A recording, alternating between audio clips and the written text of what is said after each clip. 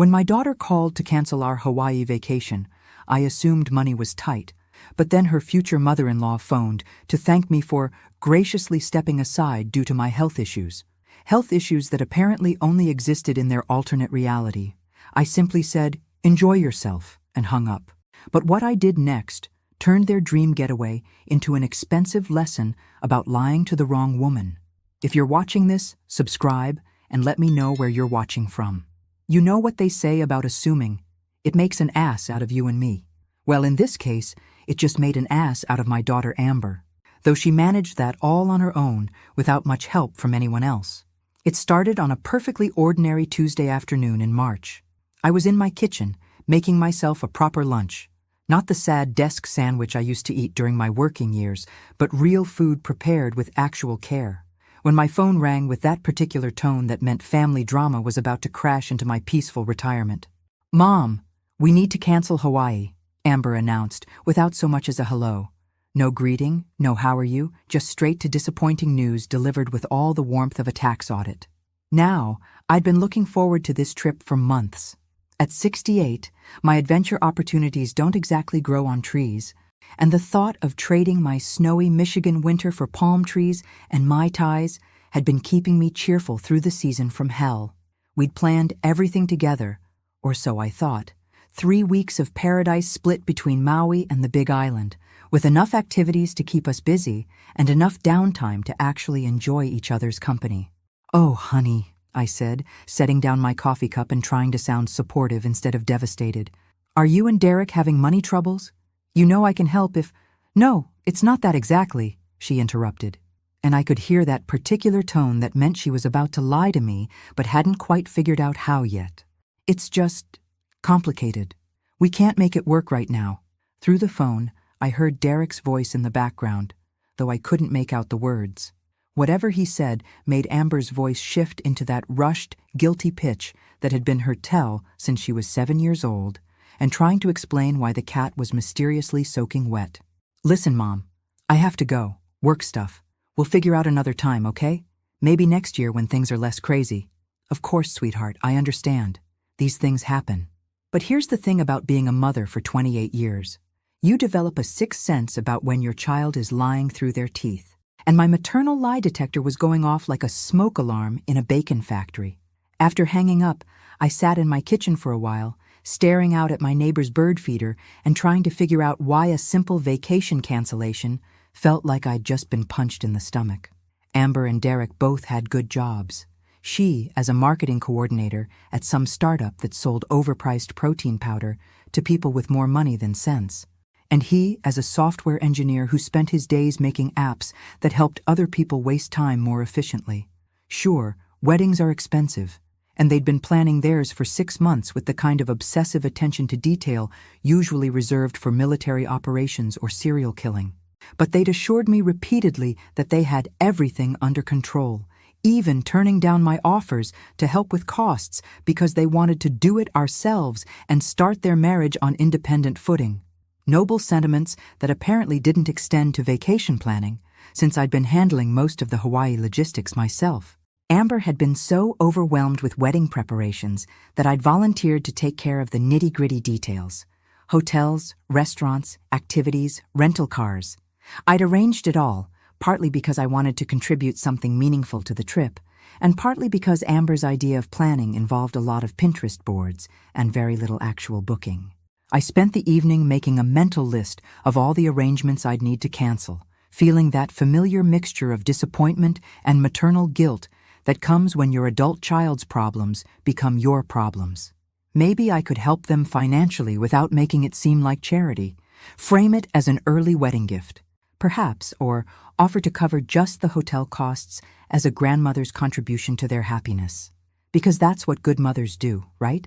We find ways to solve our children's problems while pretending it was our idea all along, preserving their pride while sacrificing our own dreams on the altar of family harmony. I fell asleep that night planning how to fix everything, completely unaware that the problem wasn't what I thought it was, and the solution was going to be far more satisfying than anything I could have imagined. The next few days passed quietly enough. I started making the necessary phone calls to cancel reservations.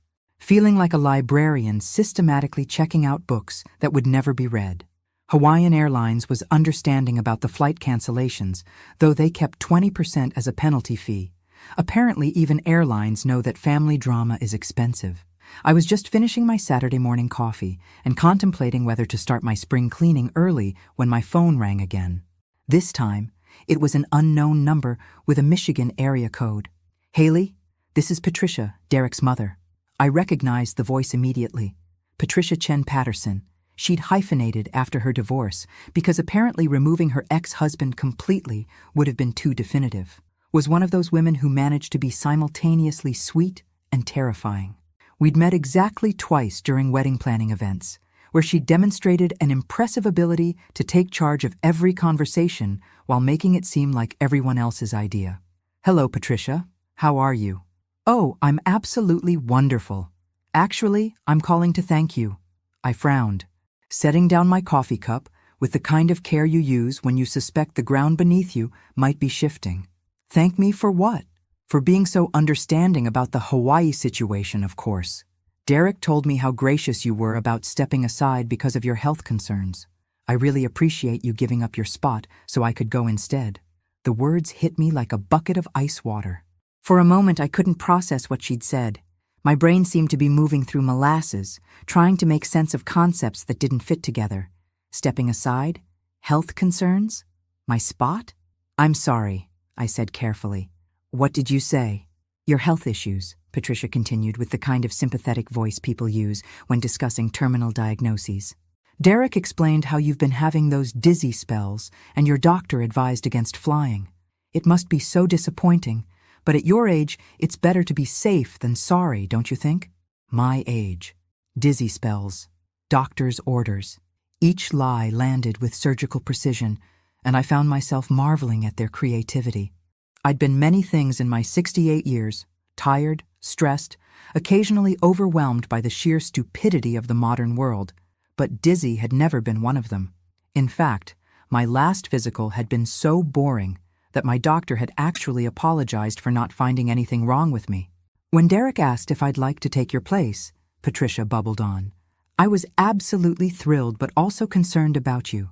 Are you getting proper medical attention? Have you considered seeing a specialist?" Through my kitchen window, I could see Mrs. Henderson working in her garden. She was 73, had just returned from a cruise to Alaska, and was currently wrestling with a particularly stubborn rosebush. No dizzy spells, no doctor's orders, no concerned children fabricating medical conditions to exclude her from family activities. "Haley, are you there? Are you feeling all right?" "Yes," I managed, amazed at how steady my voice sounded. "I'm here. I just wanted you to know how grateful I am for this opportunity. The resort looks absolutely stunning online. Those overwater bungalows and the dinner reservations Derek made sound incredible. That sunset cruise and the snorkeling tour, and oh my goodness. The spa treatments you'd arranged sound like pure heaven. Spa treatments I'd arranged. Dinner reservations I'd made. Tours I'd booked. All with my credit card, using my name as the primary contact.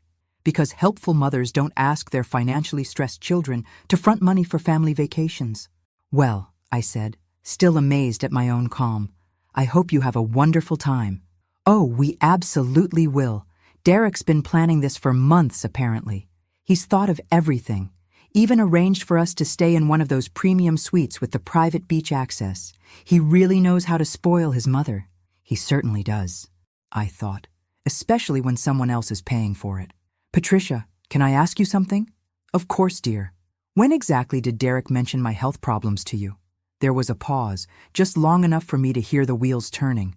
"Oh, it was, well, recently, within the last week or so." "Why?" "I'm just curious about the timeline. You see, I haven't been to a doctor in months, and I certainly haven't had any dizzy spells or received any advice against flying." Another pause, longer this time. When Patricia spoke again, her voice had lost some of its cheerful confidence. "Well, I'm sure Derek knows what he's talking about. He's always been very attentive to family health matters." "I'm sure he has. Enjoy your vacation, Patricia." After hanging up, I sat in my kitchen for a long time, listening to the refrigerator hum and watching dust motes dance in the afternoon sunlight. Everything looked exactly the same as it had 5 minutes earlier, but something fundamental had shifted in my understanding of reality. I wasn't hurt. That was the strange part. I'd moved beyond hurt into something cleaner and more focused. I was fascinated, in the way you might be fascinated by a particularly elaborate magic trick, trying to figure out exactly how the illusion worked. They'd planned this. Not a last-minute change of heart, not a financial crisis, not a scheduling conflict. They'd deliberately constructed an elaborate lie to exclude me from a vacation I'd organized and paid for, then felt comfortable enough about their deception to have Derek's mother call and thank me for my gracious understanding of a medical condition that existed only in their imagination. The audacity was almost impressive. Almost. Sunday morning, I woke up feeling like a detective who'd finally found the missing piece of a particularly puzzling case. I made myself a proper breakfast, Eggs Benedict with real hollandaise sauce, because when you're planning a campaign of justified revenge, you need to start with decent fuel and spread every piece of paperwork related to the Hawaii trip across my dining room table. Now here's something my darling daughter had apparently forgotten during her years of taking my organizational skills for granted. I don't do anything halfway. When Amber had casually mentioned wanting to visit Hawaii and Derek had started looking at resorts like a tourist reading postcards, I jumped in with both feet and a color-coded spreadsheet. See, being the helpful mom for 28 years had taught me to be thorough. Not just thorough, obsessively, methodically, backup plan for the backup plan thorough. Because when you're managing logistics for people who think planning ahead means buying groceries the same day they intend to cook them, you learn to cover every possible angle. The Grand Wiley Resort reservation, booked and paid for by me, confirmation number carefully filed, cancellation policy memorized. The rental car, my credit card, my name on the contract, full insurance coverage because I'm not an amateur. The dinner reservations at Mama's Fish House, Merriman's, and that ridiculously expensive place on the beach where they charge $40 for fish that probably cost $3 to catch. All made by me, with my name as the primary contact. The snorkeling tour, the sunset dinner cruise, the couple's massage at the spa, even the helicopter tour that Derek had wanted to surprise Patricia with. Every single arrangement had been made by Haley Morrison.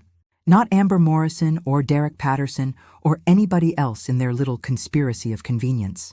I'd done this partly because I genuinely wanted to contribute to what I thought was a family vacation, and partly because Amber had been so overwhelmed with wedding planning that she'd barely had time to return my calls, let alone coordinate a complex 3-week itinerary.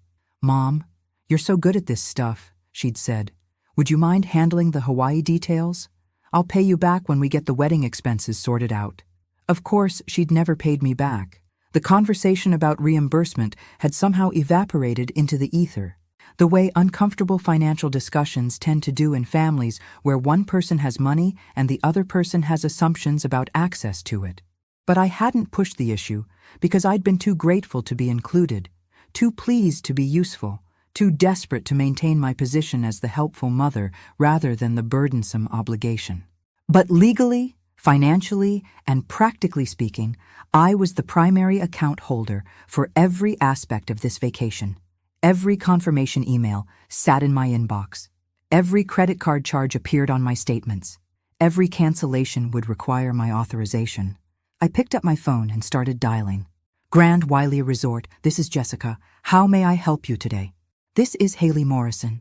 I need to cancel a reservation for next week." "Of course, Ms. Morrison. May I have your confirmation number?"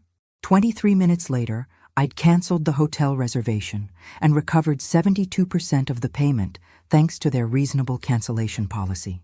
The remaining 28% seemed like a small price to pay for the education I was about to provide my daughter about the consequences of deception.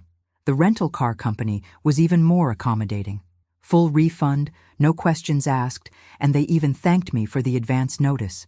Apparently, honesty in business relationships is so rare that they were genuinely appreciative. The restaurant reservations required individual phone calls, but most of the hostesses were understanding about sudden family emergencies. The snorkeling tour company actually wished me well and said they hoped everything worked out. The spa was disappointed to lose our business but completely professional about the cancellation. By noon, I'd systematically dismantled every single arrangement that would have made their Hawaiian vacation possible, recovering most of my money in the process. But I wasn't finished, not even close. I opened my laptop and logged into the joint savings account I'd set up 3 years earlier, the account where I'd been depositing a portion of my Social Security and pension payments for family emergencies and shared expenses. The account that currently held $47,000 in carefully accumulated funds that Amber had access to for necessary expenses, but had never bothered to monitor the balance of. In her mind, it was just Mom's emergency fund, an inexhaustible resource that would always be there when needed, like Social Security or Medicare or unconditional maternal love. She'd use the debit card occasionally, always asking permission first, never checking the actual balance because she assumed it contained whatever modest amount was appropriate for an elderly woman's emergency fund. She had no idea that I'd been living well below my means for years, carefully saving money for future adventures, medical emergencies, or home improvements. She had no idea that being widowed and financially independent meant I could afford to be generous because I was being smart, not because I was desperate to buy affection. I transferred every penny to a new account at a different bank, an account with only my name on it, protected by new passwords and security questions that only I would know the answers to. Then I called the old bank and closed the original account entirely. When Amber stepped off that plane in Honolulu, expecting to use our money to salvage their vacation, she would discover that the card in her wallet was now connected to an account that no longer existed. Not temporarily frozen, not requiring authorization, but completely non-existent. For the first time in days, I smiled, and then I laughed. Actually laughed out loud in my kitchen, because sometimes the universe hands you the perfect opportunity to teach someone exactly what their deception is worth. Monday morning, I woke up feeling more energetic than I had in years. There's something deeply clarifying about decisive action, about finally matching your behavior to your principles, instead of constantly making excuses for other people's selfishness. I made myself French toast with real maple syrup and thick-cut bacon, the kind of indulgent breakfast I usually reserved for special occasions, and settled in to wait for the inevitable fireworks. The first call came at 6:47 a.m. Pacific time, which meant they'd landed, made it through customs, discovered that their hotel reservation didn't exist, and had spent approximately 23 minutes trying to figure out what had gone wrong before Amber's brain finally landed on the obvious culprit, me. Mom! Her voice was so shrill it could have shattered glass. There's something wrong with our hotel reservation. They're saying it was canceled. Oh my goodness, I said, adding just the right note of concern to my voice while admiring my perfectly manicured nails. That's terrible, honey. What are you going to do? I could hear Derek in the background, his voice rising with the kind of panic that comes when your elaborate deception starts falling apart in public. There were other voices, too, probably Patricia demanding explanations for why their luxury vacation had suddenly become a crisis management situation. I don't know what happened, Amber continued, her voice cracking with stress. The hotel says someone called yesterday to cancel everything. Derek is trying to find somewhere else to stay, but everything's either completely booked or incredibly expensive. I made appropriately sympathetic noises while mentally calculating just how expensive emergency hotel accommodations in Hawaii would be during peak tourist season. Supply and demand, darling. Basic economics. The cheapest place Derek could find is $800 a night, and that's for some tiny room without even an ocean view. Mom, we might need to use the emergency account to cover this. Of course, sweetheart. Whatever you need to do. There was a pause while Amber presumably tried to access the account, probably standing in some overpriced hotel lobby while other tourists watched the drama unfold. I imagined her confidently handing over the debit card, expecting it to solve all their problems with the magical efficiency that my money had always provided in the past.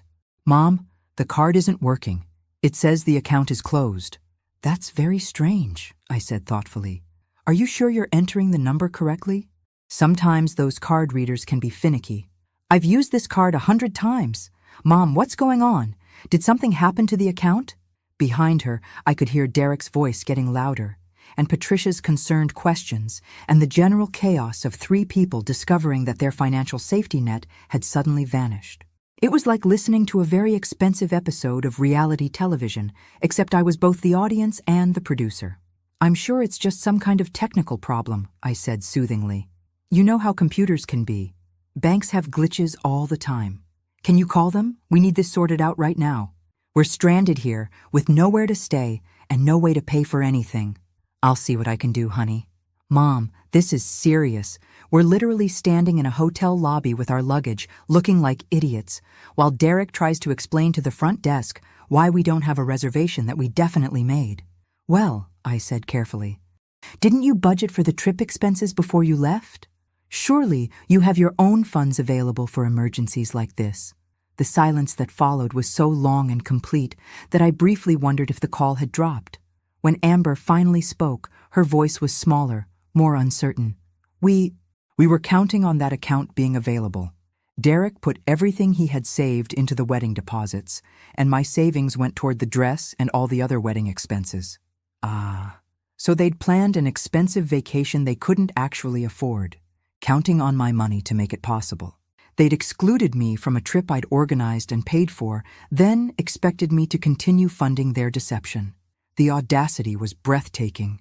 "That sounds like a very difficult situation," I agreed. "Mom, you have to help us. Can you wire money or transfer funds or something? We can't just be stuck here." "I suppose I could arrange something," I said thoughtfully. "But I have to admit, I'm a bit confused about the whole situation." "What do you mean?"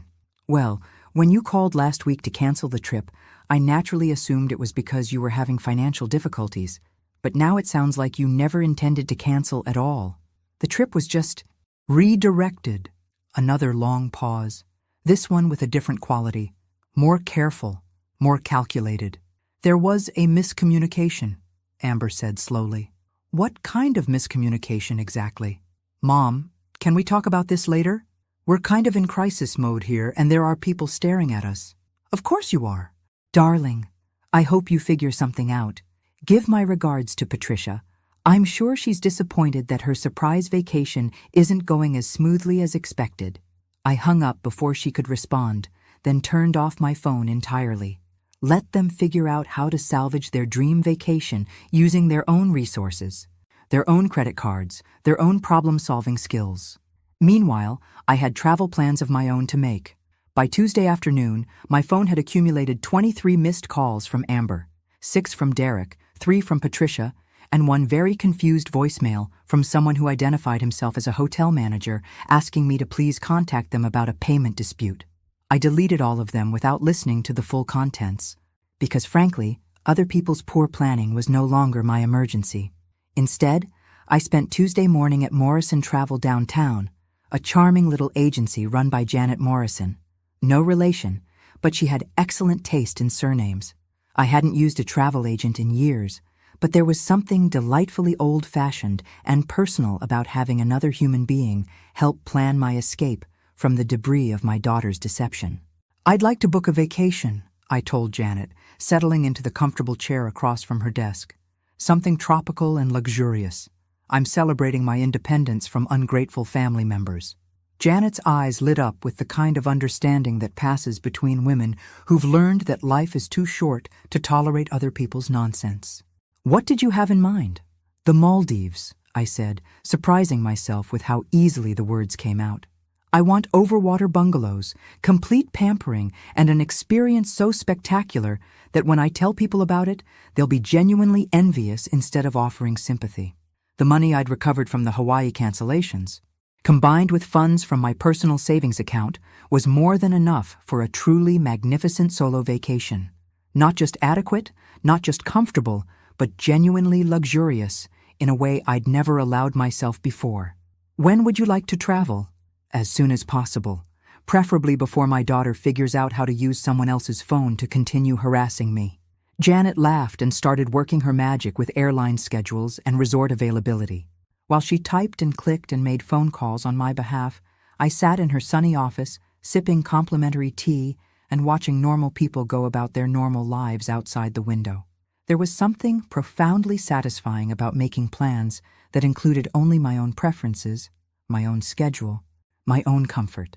No one to consult, no one to accommodate, no one to pretend I was grateful for whatever scraps of consideration they were willing to throw my way. "I've found something absolutely perfect," Janet announced, after 20 minutes of professional magic. Soneva Jani Resort in the Maldives. Oh. 5 nights in an overwater villa with a glass floor, private deck, and personal butler service. Seaplane transfers, all meals included, and spa treatments that will make you forget you ever had family drama. "When can I leave?" "Thursday morning, day after tomorrow." Sold. Thursday. While Amber and Derek were presumably still scrambling around Hawaii, trying to salvage their ruined vacation with maxed-out credit cards and whatever spare change they could find in their luggage, I'd be settling into my own private paradise, being pampered by people who were paid to make me happy instead of people who were related to me and therefore took my happiness for granted. I walked out of the travel agency feeling lighter than I had in months, clutching my confirmation papers like lottery tickets, which, in a way, they were. My reward for finally learning to value myself as much as I'd been valuing everyone else. On the way home, I stopped at the grocery store and bought ingredients for a celebration dinner. Not a sad single-woman meal of soup and crackers, but a proper feast. Filet mignon, asparagus, a bottle of wine that cost more than I usually spent on groceries in a week. Because when you're celebrating your transformation from doormat to independent woman, you deserve more than leftovers.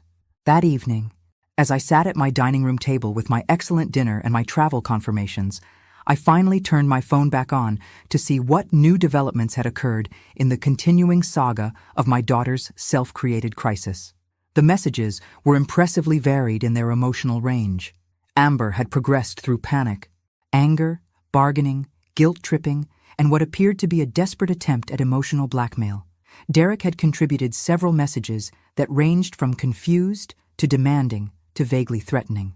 Even Patricia had left a voicemail asking if there was some kind of family emergency that might explain the confusion about their accommodations. The most recent message was from Derek, and his tone had shifted into something I recognized from his teenage years. The particular whine he used when reality refused to cooperate with his expectations.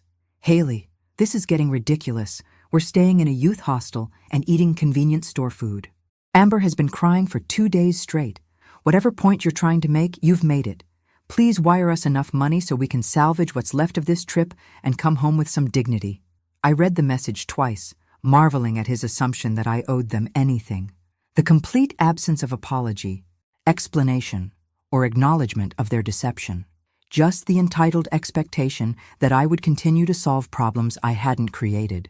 I typed back, "I thought the trip was canceled due to financial difficulties. I'm confused about why you're in Hawaii at all." Derek's response came within minutes. "You know exactly why we're here. Stop playing games and wire the money." "I'm not playing games," I replied. "I'm simply declining to fund a vacation I was excluded from. Enjoy the rest of your stay." Then I blocked all 3 of their numbers and turned my attention back to my travel preparations. Tomorrow I'd be flying to paradise. Tonight, I had packing to do. Thursday morning arrived gray and drizzly, the kind of Michigan weather that makes you grateful for heated cars and the promise of tropical destinations. I dressed carefully for travel, comfortable but stylish, because when you're embarking on a journey of personal liberation, you should look the part. My taxi driver was a chatty woman about my own age who was immediately enthusiastic when I told her I was heading to the Maldives for a solo vacation. "Good for you," she said, meeting my eyes in the rearview mirror. "I keep telling my sister she should do something like that. She's always worried about what her kids will think, always putting everyone else first. Me, I tell her, honey, they're grown adults. If they can't handle you taking a vacation, that's their problem, not yours." I used to think the same way, I admitted. But I've recently learned that family approval isn't worth sacrificing your own happiness for, especially when the family in question doesn't seem particularly concerned about your happiness in return. Exactly. You raised them, you fed them, you worried about them for decades. Now it's your turn. At the airport, I treated myself to the business class lounge for the first time in my life. Not because I needed to save money. My finances were perfectly comfortable, thank you very much. But because I'd never felt like I deserved the luxury. Today, waiting for my flight to the literal opposite side of the world, it felt not just appropriate, but necessary. I ordered champagne at 10 a.m. because I could, because I was celebrating, because no one could tell me it was excessive or inappropriate or not worth the expense. The bubbles tickled my nose and made me feel giddy in the best possible way. While sipping my champagne and watching planes taxi on the runway, I finally unblocked my phone to check for any final messages from my family crisis. There were 4 new voicemails from Amber, and against my better judgment, I decided to listen to them. The first was pure panic. "Mom, it's me. Derek told me you blocked our numbers, but I'm hoping you'll still listen to voicemails. We're in serious trouble here. The youth hostel is horrible, and we can't afford to eat anywhere decent. Patricia is asking questions we can't answer, and Derek is barely speaking to me because he blames me for this whole mess. Please, please call me back." The second was angry. "Mom, this is cruel and you know it. We made one mistake, and you're punishing us like we committed some kind of crime. This isn't like you. The mother I know wouldn't leave her family stranded in a foreign place with no money." The third was bargaining. "Okay, I get it. You're mad about the Patricia thing. Maybe we should have told you the truth from the beginning, but we can talk about this when we get home. Right now, we just need enough money to fix this situation. We'll pay you back, I promise." The fourth was just crying. 2.5 minutes of my daughter sobbing into her phone, occasionally managing to gasp out words like sorry and please and help us between the tears. I deleted all 4 messages and put my phone away. The old me would have been devastated by those tears, would have immediately called back to apologize and arrange emergency funds. The old me would have felt guilty for causing pain, regardless of whether that pain was deserved. But the old me had enabled this behavior for 28 years, had trained my daughter to believe that tears and apologies could erase the consequences of deliberate deception. The old me had been so desperate to maintain family harmony that I'd consistently chosen peace over principles, comfort over respect. The new me understood that sometimes love means allowing people to experience the full weight of their choices. Sometimes the most loving thing you can do is refuse to rescue someone from a crisis they created through their own selfishness. My flight was called, and I gathered my carry-on with a sense of anticipation I hadn't felt in years. Whatever Amber was learning about herself and her priorities in that youth hostel, she was learning it without my financial intervention or emotional management. I was learning something too, that I was capable of protecting my own interests, of demanding respect rather than begging for consideration, of putting my own needs first without feeling guilty about it. As my plane lifted off from Detroit Metro, I pressed my face to the window and watched the ground fall away below. Somewhere over the Pacific Ocean, my daughter was probably composing another guilt-laden message or trying to figure out how to restore access to my money. But I was flying toward something infinitely better, a vacation designed around my happiness, funded by my resources, and planned according to my preferences. For the first time in decades, I was the protagonist of my own story instead of a supporting character in someone else's drama. And that felt absolutely magnificent. The Maldives exceeded every expectation I dared to have, which is saying something because my expectations had been pretty ambitious. My overwater villa at Sonavajani was the kind of place you see in magazines and assume must be heavily photoshopped because surely nowhere on earth is actually that beautiful. Turns out some places are exactly that spectacular, especially when you're experiencing them with a clear conscience and someone else's money. Well, technically my own money, but money that had been earmarked for funding other people's deception. My personal butler, Arjun, was the kind of professional who anticipated my needs before I knew I had them. When I mentioned enjoying morning coffee while watching the sunrise, he began appearing each dawn with perfectly prepared espresso and fresh pastries arranged on fine china. When I admired the resort's infinity pool, he discreetly arranged for private swimming sessions during the most peaceful hours, when the water was like glass and the only sounds were gentle waves and distant birds. For 5 glorious days, I lived like the main character in my own story instead of a supporting player in someone else's drama. I snorkeled among coral reefs that looked like underwater gardens, enjoyed spa treatments that made my 68-year-old body feel like it belonged to someone decades younger, and dined on cuisine that transformed simple ingredients into works of art. But the real luxury wasn't the accommodations or the service. It was the silence. No phone calls demanding explanations for my unreasonable behavior. No guilt trips disguised as family concern. No one expecting me to sacrifice my comfort for their convenience while acting like I should be grateful for the privilege. Every morning, I woke up in my overwater villa and thought about my daughter and her co-conspirators, probably still scrambling around Hawaii trying to figure out how to afford basic necessities. I should have felt guilty about their situation. The old me would have been consumed with worry, imagining them suffering while I lounged in paradise. Instead, I felt something I hadn't experienced in years: complete peace. They were adults who had made adult decisions, and they were experiencing adult consequences. My job as a mother hadn't been to shield them from reality indefinitely. It had been to raise them to handle reality competently. If they couldn't handle the fallout from their own deception, that was a failure of character, not parenting. On my third day, while enjoying a massage that probably cost more than most people spend on groceries in a month, I got a text from an unknown number. Amber had obviously borrowed someone's phone, because persistence is apparently a family trait, even when it's misdirected. "Mom, we're sleeping on the beach because we can't afford hostels anymore. Please help us." I read it twice, then showed it to my masseuse, who made sympathetic clucking sounds while working a particularly stubborn knot out of my shoulder.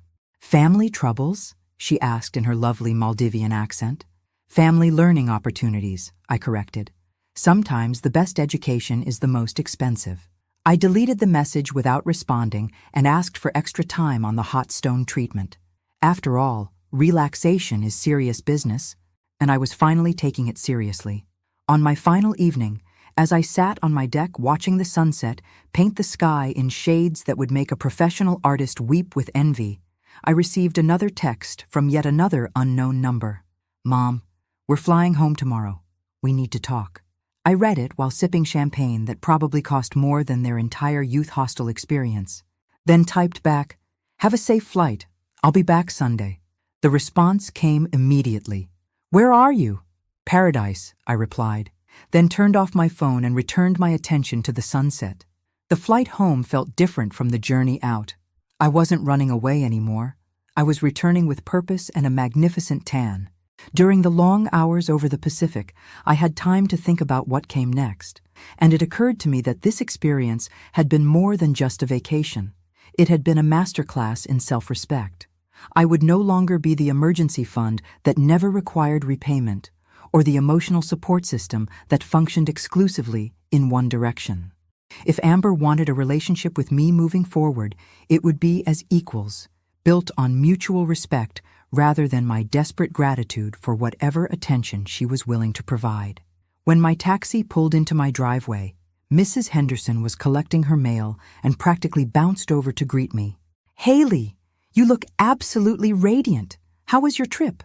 "Transformative," I said honestly, pulling my suitcase from the trunk. "I highly recommend solo travel for women our age. The world is much more welcoming than we've been led to believe.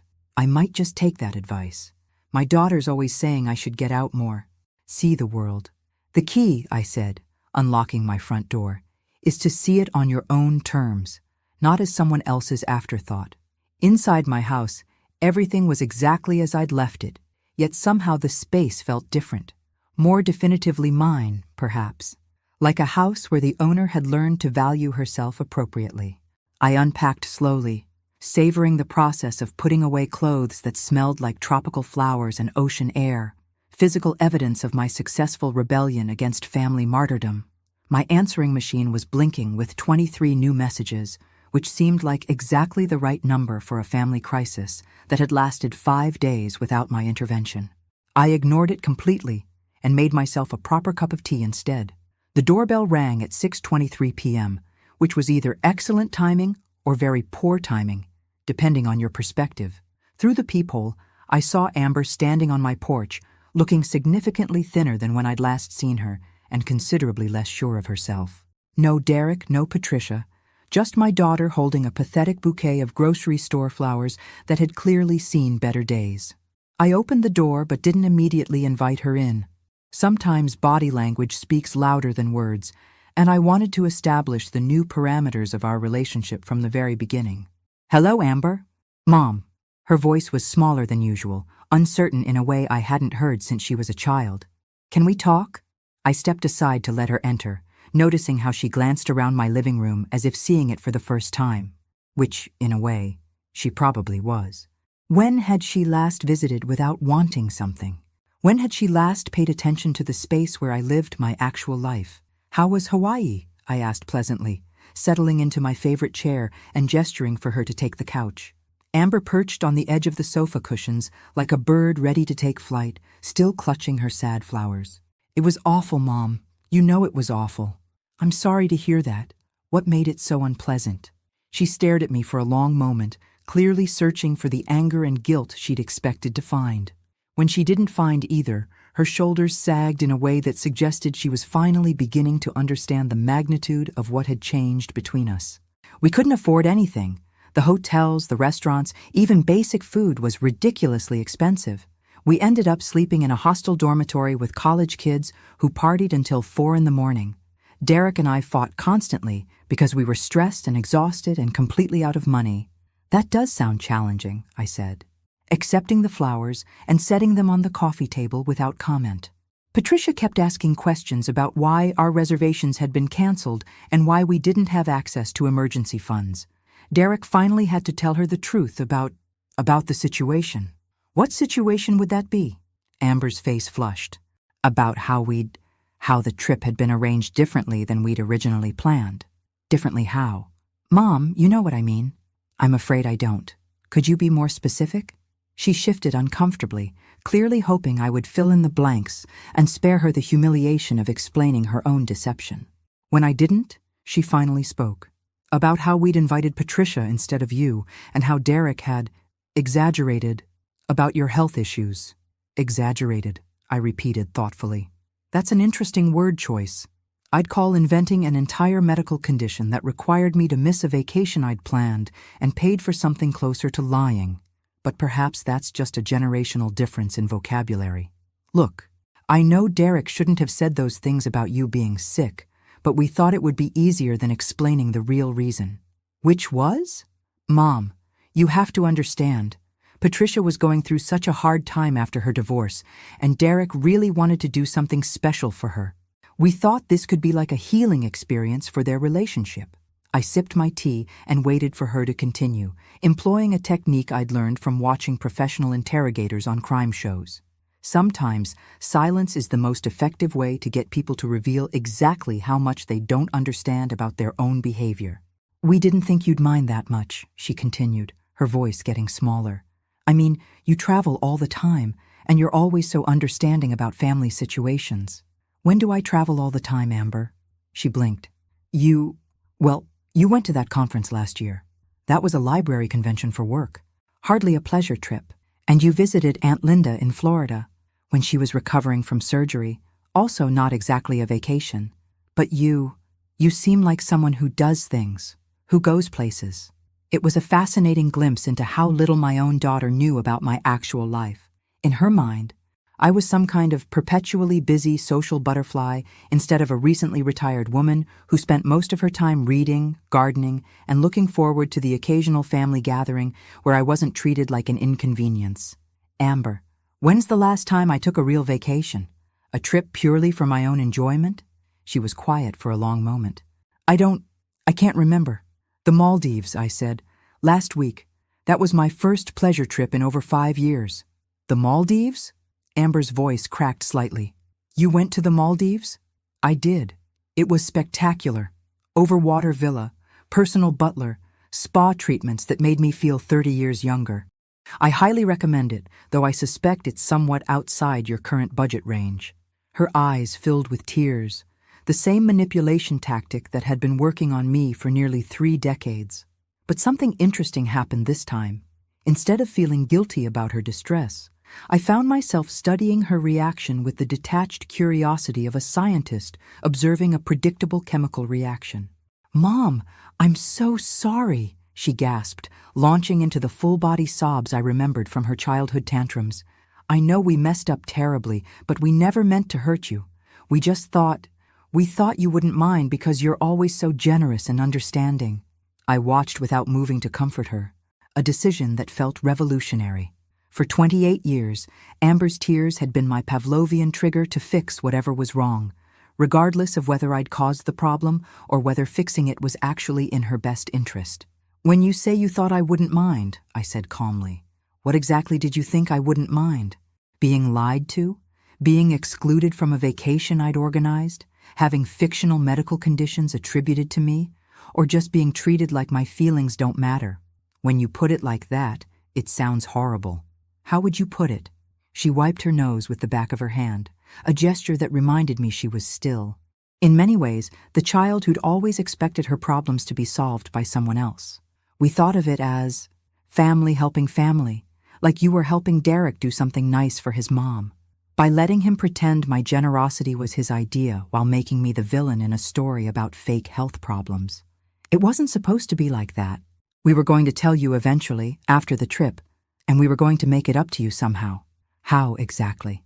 We hadn't figured that part out yet. I stood up and walked to my bookshelf, where I'd placed the small carved dolphin I'd bought in the Maldives, a reminder of what life looked like when I stopped prioritizing other people's comfort over my own dignity. "Amber, let me ask you something, and I want you to think carefully before you answer. When's the last time you called me just to see how I was doing? Not because you needed something, not because there was a family obligation, but because you genuinely wanted to know about my life." The silence stretched long enough to become its own answer. "When's the last time you asked about my interests, my health, my opinions about anything that didn't directly affect you?" More silence. "When's the last time you treated me like a person whose thoughts and feelings mattered as much as your own?" "Mom, that's not fair. You're my mother. It's different." "How is it different?" Because you're supposed to take care of me. That's what mothers do." There it was, the fundamental misunderstanding that had been poisoning our relationship for years. In Amber's mind, being my daughter gave her permanent access to my resources and unconditional forgiveness for her behavior, while requiring nothing from her in return except the bare minimum of acknowledgement that I existed. "You're 28 years old, Amber. You have a college degree, a good job, and a fiancé. At what point did you imagine the taking care of would become reciprocal?"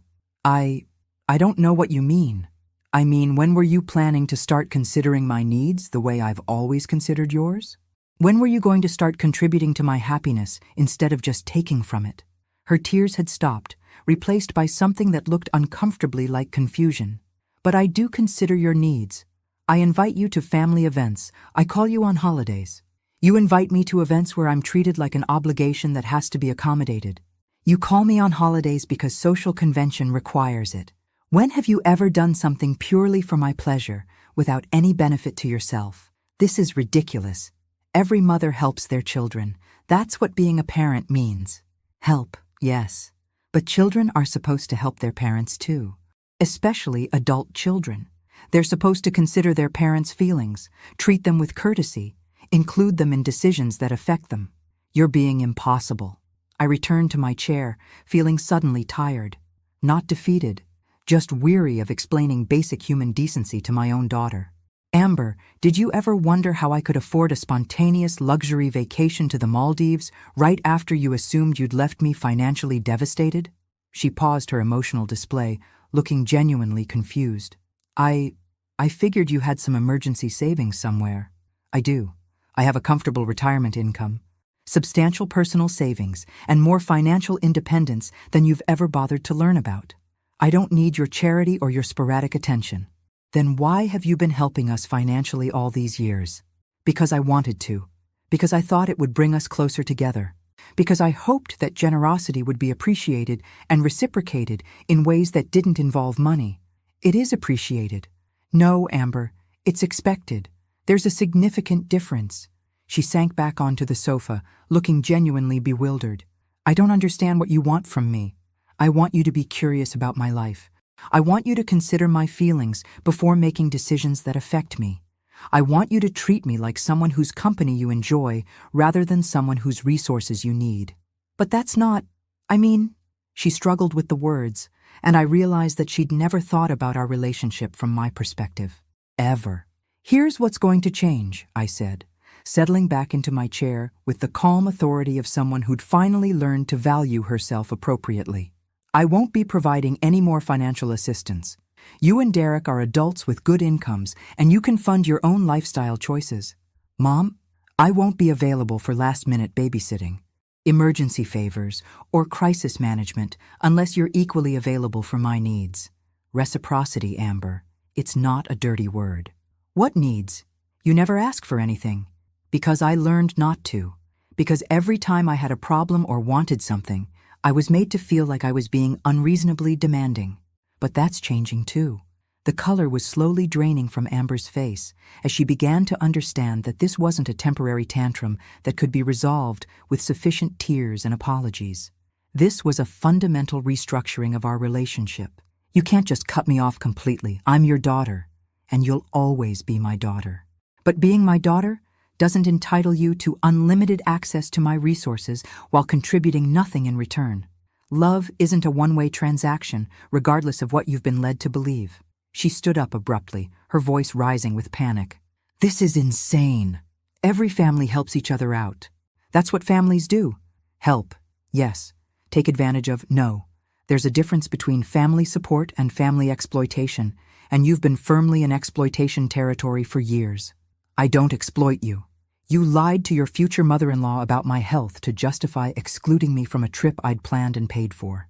You've accessed my bank account for 3 years without ever asking about my own financial needs or goals. You call me when you want something and ignore me when you don't.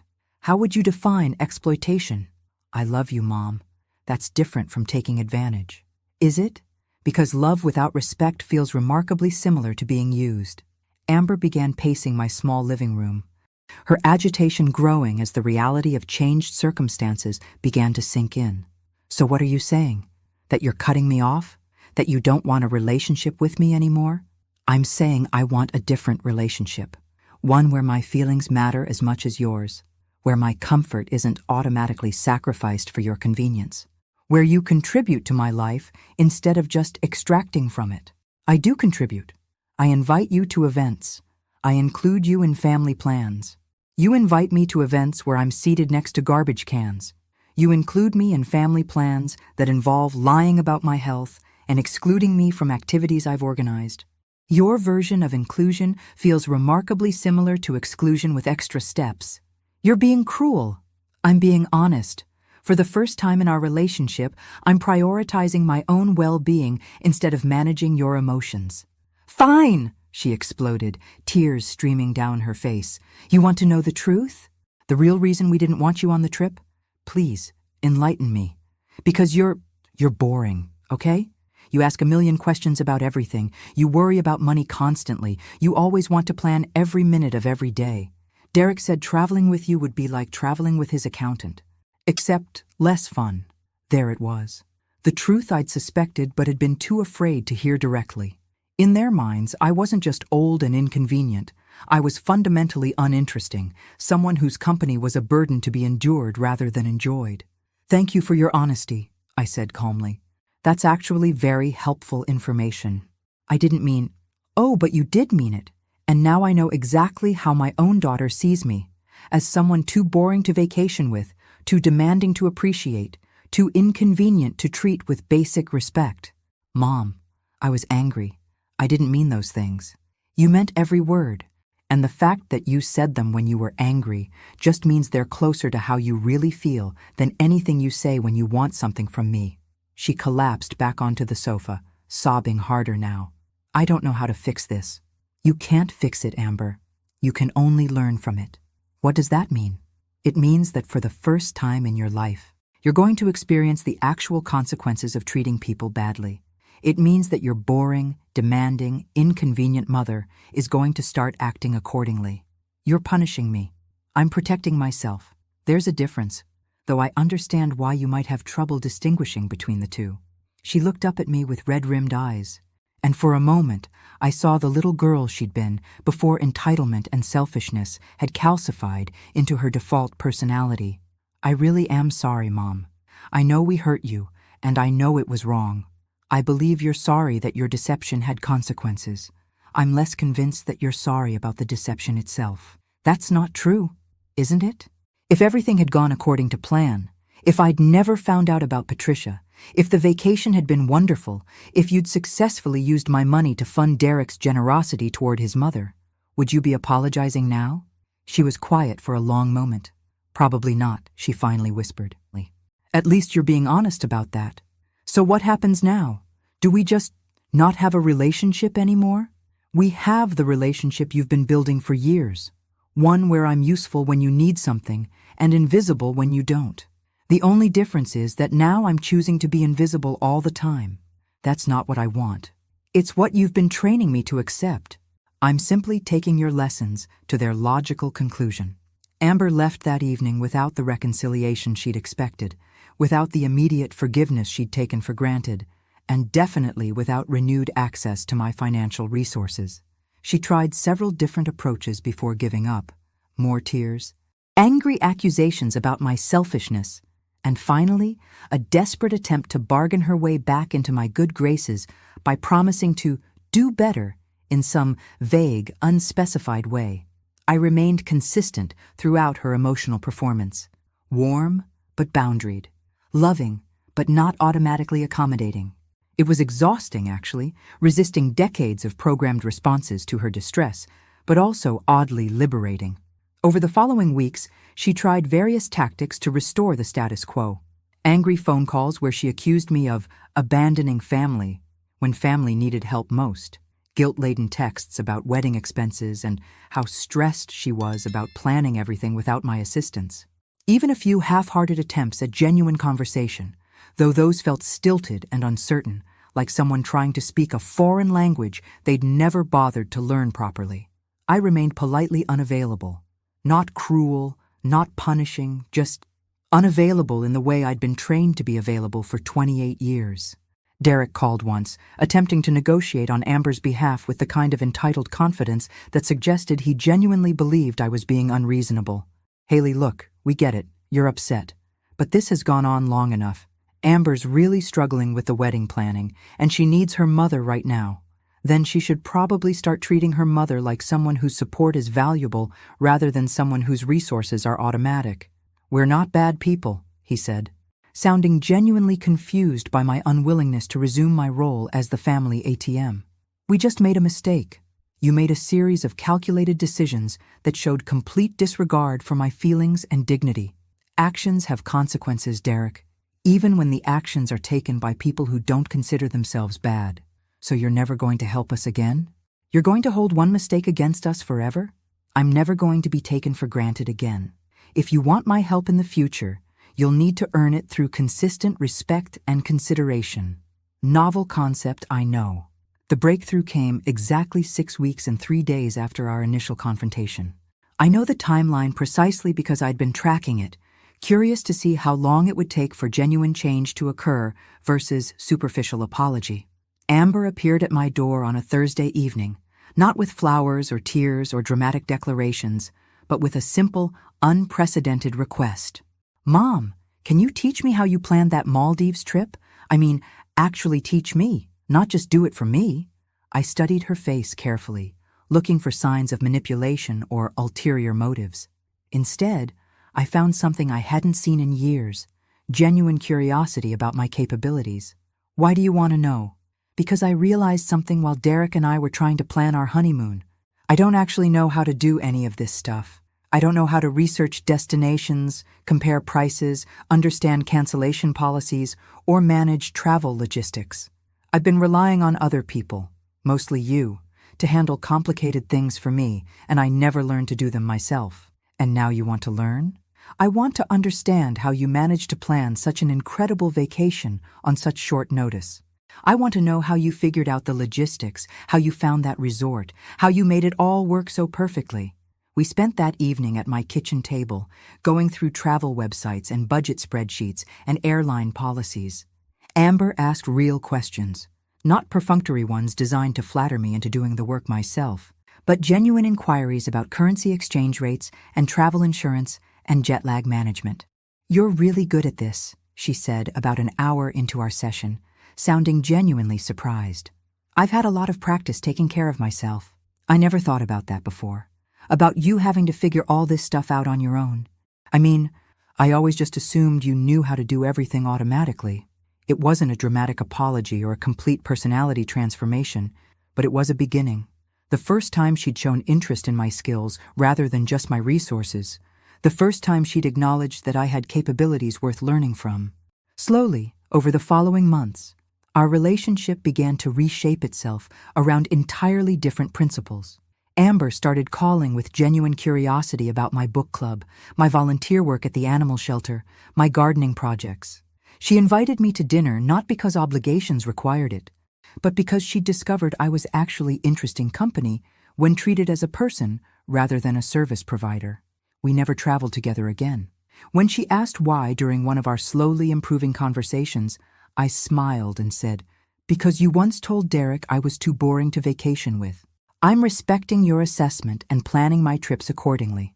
She had the grace to blush deeply and the wisdom not to argue. Our relationship now is smaller than it once was, but infinitely more honest. Amber manages her own finances and doesn't assume access to mine. I offer help when I choose to, not when it's demanded. Most importantly, she learned that love without respect isn't love at all. It's just emotional manipulation with a prettier name. I never regretted a single day of that perfect vacation in the Maldives. Every sunset over the lagoon, every spa treatment, every moment of peace and luxury was worth the temporary discomfort of watching my daughter learn to treat me like a human being rather than a renewable resource. And Patricia? She still sends me Christmas cards every year, apparently still grateful for my gracious understanding about the Hawaii situation. I never corrected her misconceptions about my health or my role in the trip's cancellation. Some lessons are best learned through experience rather than explanation. And some people are perfectly happy living in their own version of reality. Besides, her thank you notes are actually quite touching.